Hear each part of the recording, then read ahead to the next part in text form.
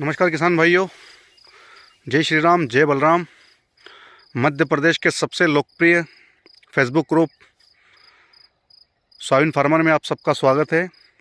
और ये सब आपके प्यार और सहयोग की वजह से ही है कि हमारा जो फेसबुक पेज है, जो सोयाबीन फार्मर के नाम से है, वो इस समय सबसे ज़्यादा मध्य प्रदेश में लोकप्रिय है। किसान भाइयों, हमारे ग्रुप के जो भी मेंबर्स हैं, उन सबको एक विशेष अनुरोध था और उनकी एक मांग थी कि उन्हें नई वैरायटियों से अवगत कराएं, नए बीजों से अवगत कराएं। लेकिन हम नए बीज क्यों लगाएं? विषय थोड़ा अलग है। हम नए बीजों का सिलेक्शन कैसे करें? क्योंकि नए बीजों को जो सिलेक्शन करना वो बहुत कठिन काम है। आज मैं आपको एक ऐसा कॉन्सेप्ट समझाना चाहता हूँ, अगर आपने उसको समझ लिया तो आपको नई वैरायटियाँ लगाने में काफ़ी आसानी होगी। अब जब भी हम किसी वैरायटी को, नए बीज को लेने जाएं, तो उसमें ये ज़रूर देखिए कि उसके चेक में जो वैरायटीज़ थी वो कौन कौन सी थी। क्या वो आपके क्षेत्र की लोकप्रिय वैरायटी थी? क्या उसने आपके क्षेत्र की लोकप्रिय वैरायटी को रिप्लेस किया या नहीं किया? अगर उसने रिप्लेस किया है और उससे ज़्यादा यील्ड उसकी आई है तो ही आप उस वैरायटी को लगाएं, नहीं तो ना लगाएं। जैसे मैं एक एग्जाम्पल देना चाहता हूँ कि लास्ट ईयर जो एक वैरायटी रिलीज़ हुई जो इस समय सबसे ज़्यादा पॉपुलर है, GW513। अब GW513 को रिलीज़ कैसे किया, उसका नोटिफिकेशन कैसे हुआ है? GW513 की चेक वैरायटी कौन सी थी? जैसे हम GW513 क्यों लगाएं या तेजस क्यों लगाएं?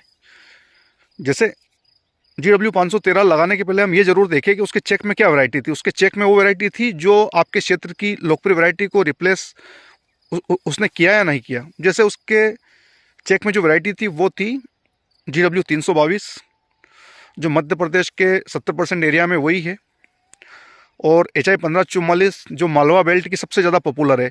तो ये आपके क्षेत्र की जो पॉपुलर वैरायटी है, उसी के साथ उसका मुकाबला होता है चेक वैरायटी का। अब मुकाबला कैसे होता है कि सबसे पहले बहुत सारी वैरायटी ट्रायल्स पर जाती है, जिसको बोलते हैं एंट्री। एंट्री में जाने के बाद उसके साथ जो मुकाबला होता है वो चेक वैरायटी के साथ होता।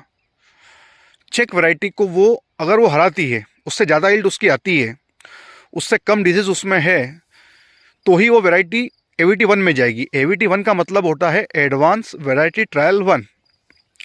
फिर उसका जो मुकाबला होता है वो AVT1 में होता है चेक वैरायटियों के साथ।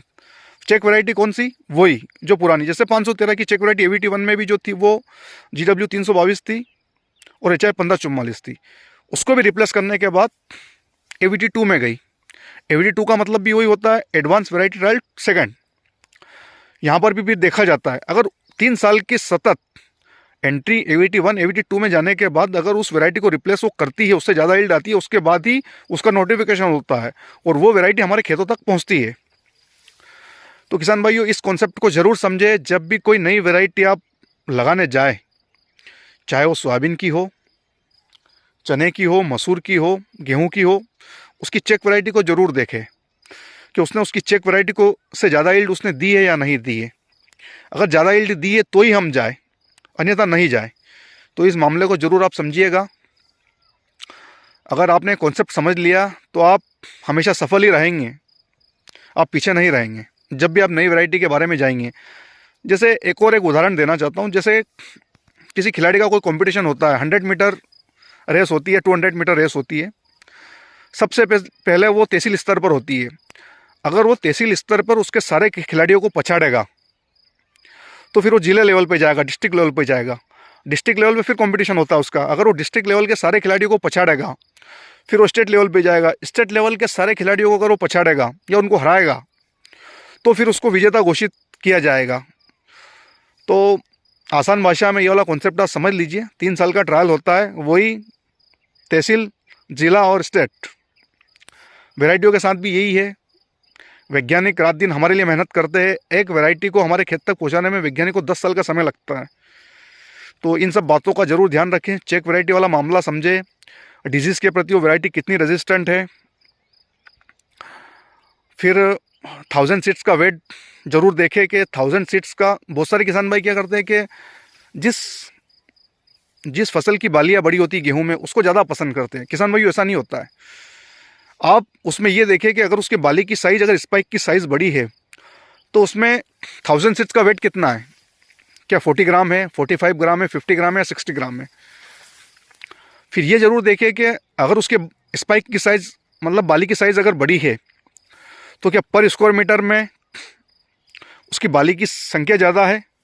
ये भी, जैसे मान लो फॉर एग्जांपल ये दो वेराइटी ये है, अगर ये बाली पास पास में है तो ऑब्वियसली बात है कि बाली की साइज़ छोटी रहेगी। अगर ये दूर दूर रहेगी तो बाली की साइज़ बड़ी आ जाएगी, लेकिन फ़ायदा अपन को होगा नहीं होगा। तो ये भी ज़रूर, एक बात ये भी ज़रूर जाने कि उसके बाली की संख्या कितनी है पर स्क्वायर मीटर में। जिसमें बाली की संख्या ज़्यादा रहेगी, 1000 सीड्स का वेट ज़्यादा रहेगा, वही वैरायटी सक्सेस होगी, अन्यथा नहीं होगी। टिल्डिंग्स कैपेसिटी देखिए, बाली की साइज़ पे कभी भी नहीं जाइए किसान साथियों। चेक वैरायटीज़ ज़रूर देखें कि इसके चेक में जो वैरायटीज़ थी उसने उसको रिप्लेस किया है नहीं किया। आपके क्षेत्र की जो लोकप्रिय वैरायटी है उसने उसको रिप्लेस किया है नहीं किया, तो ये आप कोई नई वैरायटी लगाइए, अन्यथा नहीं लगाइए। तो ये सब मैंने कोशिश की थी आपको जानकारी देने के लिए किसान भाइयों।